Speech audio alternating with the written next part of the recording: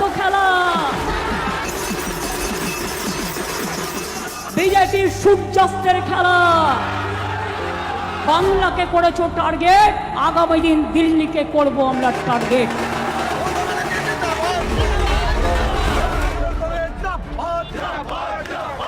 সবাইকে লাইনে দাঁড় করিয়েছে। দেখুন, কংগ্রেসের যোগ দিতে চলেছেন অভিষেক ব্যানার্জি, মমতা ব্যানার্জি। কারণ মমতা ব্যানার্জি যাচ্ছে কেন?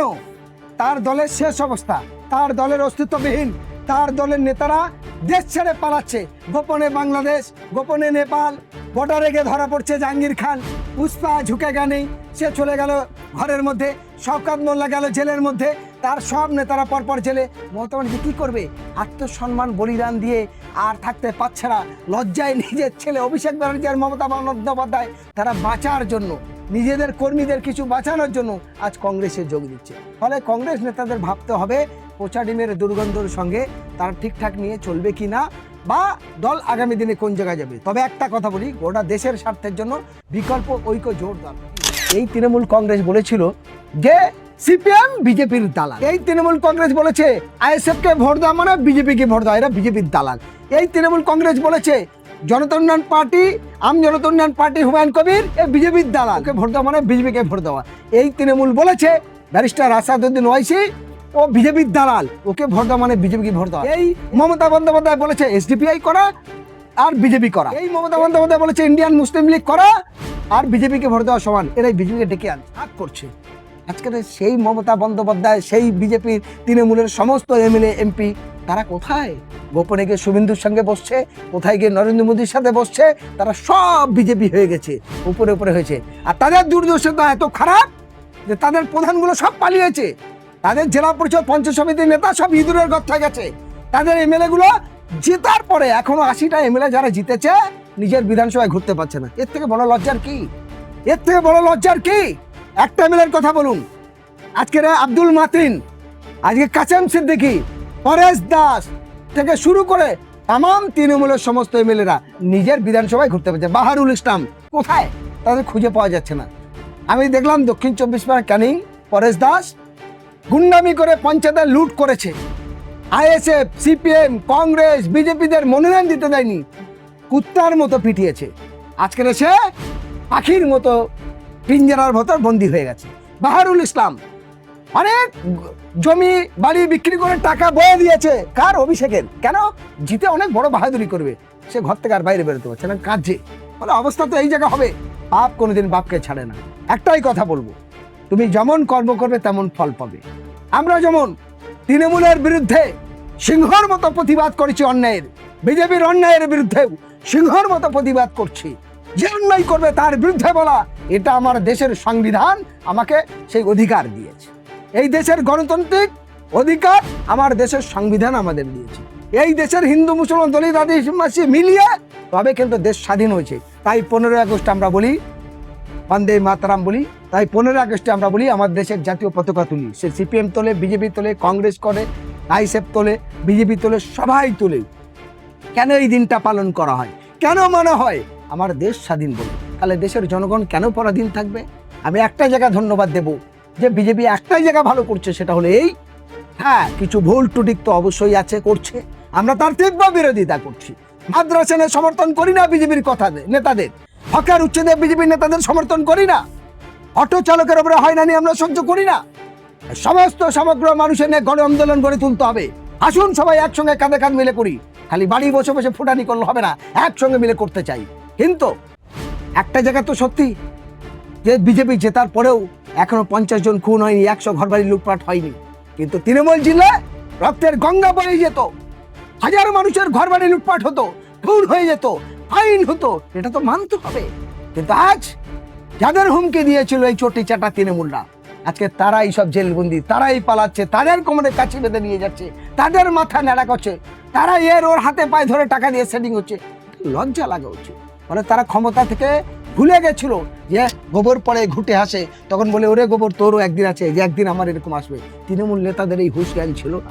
আজকে যদি তৃণমূলের একটা পঞ্চায়েত মেম্বার, তার যদি তদন্ত করি, দেখা গেল তার 20 লক্ষ টাকার দুর্নীতি, 1 কোটি টাকার দুর্নীতি। একটা প্রধান কয়েক লক্ষ কয়েক কোটি টাকা তাদের দুর্নীতি। সঠিক হিসাব করুক।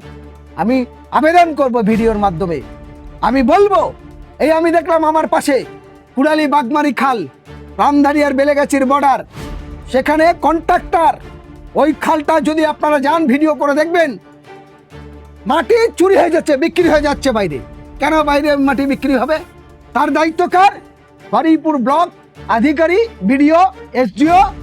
তারা এখনো পর্যন্ত বারুইপুর তৃণমূলের পঞ্চায়েত সমিতির নেতাদের ছাড়ছে। কেন ছাড়বেন? তারাই তো দুর্নীতি করেছে। আইনের আওতায় বিচার হোক।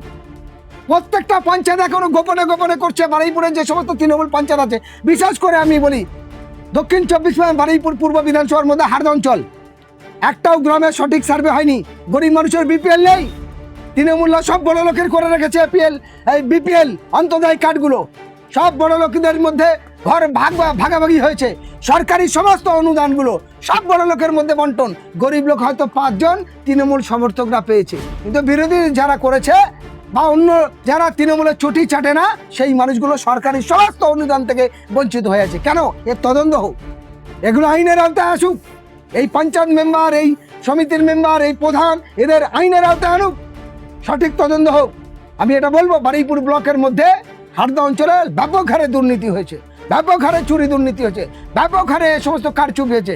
আমার পাড়া আমার বুথ আমার সমাধানে যে 10 লক্ষ করে টাকা, সেই টাকা সম্পূর্ণ ভাগ হয়ে গেছে, উড়ে গেছে। সব বিচার হোক। আমরা চাই আপনাদের মাধ্যমে, ক্যামেরার মাধ্যমে, বারুইপুর বিডিও, বারুইপুর এসপি, বারুইপুর থানা, বারুইপুর দক্ষিণ 24 ডিএম এর সঠিক তদন্ত করে এদের বিরুদ্ধে ব্যবস্থা গ্রহণ করুন। ইয়ার কি পেয়ে গেছে? জনগণের সম্পদ লুট করবে, জনগণের ট্যাক্সের টাকা তারা মাইনে পাবে, তারা খাবে, আর জনগণের সঙ্গে দুর্ব্যবহার করবে। এটা মেনে নেওয়া। আদোলা পাকা বাড়ি, তারা 2-3টে বাড়ি পেয়েছে, আর গরিব মানুষ যারা টিনের বাড়ি থেকে, ধর্মার বাড়ি থেকে, মাটির বাড়ি থাকে, সেই মানুষগুলো ঘর পায়নি। তাদের কাছে 10,000 20,000 টাকার তোলা আদায় করেছে, তারপরেও টাকা পায়নি। কেন এই দ্বিচারিতা হয়েছে? বারুইপুর থানায় 500 মতো এফআইআর হয়েছে, তার প্রত্যেকটা স্ট্যাম্প মারা, বারুইপুর থানার স্ট্যাম্প মারা কপি আমার কাছে আছে। তাহলে কোথায় আছি? তাহলে মমতা ব্যানার্জির তা পাপ করলে ভুগতে হবে। তাই যখন জন ছিল তখন রক্তর শক্তিতে ছুটেছে, আজ বুড়ো হয়ে গেছে, তাই গড়িয়ে গড়িয়ে আবার পুরানো কংগ্রেসে ফিরছে। লজ্জা থাকা দরকার। আর কংগ্রেস নেতাদের হুঁশিয়ার হতে হবে, যদি এই দুর্গন্ধকে আবার নেয়, কংগ্রেসও পচবে। কারণ বাংলায় কংগ্রেসেরও দুর্দশা আসবে। আমি একটাই কথা বলতে পারি, একদিকে যেমন তৃণমূলের এই দুর্নীতি, অপরদিকে এই তৃণমূল যুবক ছেলে মেয়েদের কলকাতার রাজপথে বসিয়ে দিয়েছে। এই তৃণমূল কংগ্রেস আশার দিদিমণিদের রাস্তায় নামিয়ে দিয়েছে, মাদ্রাসার ছাত্রছাত্রীদের রাস্তায় নামিয়েছে, প্রত্যেকটা শিক্ষক ছেলে মেয়েদের চাকরি খেয়ে তাদের রাস্তায় বসেছে। বিজেপি সরকার আসার পরে এই মানুষদের কর্মস্থানের জায়গা বাদ দিয়ে আবার অটো চালকের উপরে আক্রমণ শুরু করেছে। তারা গরিব মানুষ, অটো কিনেছে কিস্তি ধার করে, তার অটো চালাবে কি করে, সংসার চলবে কি করে, না বলে পুলিশের একটা অংশ এই সুযোগে তোলা আদায় শুরু করে দিয়েছে। হতবাক লাগছে আমরা। আবার দেখছি হকার, তাদের বিকল্প রোজগারের জায়গা দিক। আমি হকারি করি, আমার পরিবার আছে 5 জন, তারা খাবে কি? ছেলে মেয়ে পড়াশোনা করবে কোত্থেকে? এগুলো নেই। এখন কি হচ্ছে? মাদ্রাসার নামে তকমা। আরে ভাই, আগে জানেন মাদ্রাসার সম্পর্কটা? মাদ্রাসা থেকে বহু মানুষ হাইকোর্টের সিনিয়র অ্যাডভোকেট হয়েছে, সুপ্রিম কোর্টের অ্যাডভোকেট হয়েছে, ভালো ডাক্তার হয়েছে। হাইকোর্টে নেই মানে? কলকাতায় একাধিকভাবে যে মাদ্রাসার নামে বিভিন্ন রকম কথা বলছেন অগ্নিমিত্রা পাল বা লকেট চ্যাটার্জি বা আরও একজন বিজেপির নেতা, আমি বলবো, আমি মুখ্যমন্ত্রীর কাছে হাত জোড় করে বলবো, এবং স্বরাষ্ট্রমন্ত্রী, কেন্দ্রের স্বরাষ্ট্রমন্ত্রী, প্রধানমন্ত্রী বলবো, একবার ভালো করে তাকিয়ে দেখুন মাদ্রাসাগুলো দেখুন। আর যদি মুসলমানদের নিয়ে এত ঘৃণা করেন, একটা অঙ্ক বলুন তো, ভারতবর্ষের স্বাধীনতার পর এখন বর্তমানে প্রায় 150 কোটি মানুষের বসবাস, যেখানে মাত্র 40 কোটি মুসলমান, বাকি 110 কোটি হিন্দু, দলিত, আদিবাসী, শিখ, ইসাই সবাই মিলে আছে। ফলে আমাদের সুন্দর সম্প্রীতি আছে। আমরা একসঙ্গে এক বাসে যাই, এক ট্রেনে যাই, একই বাজারে চলি।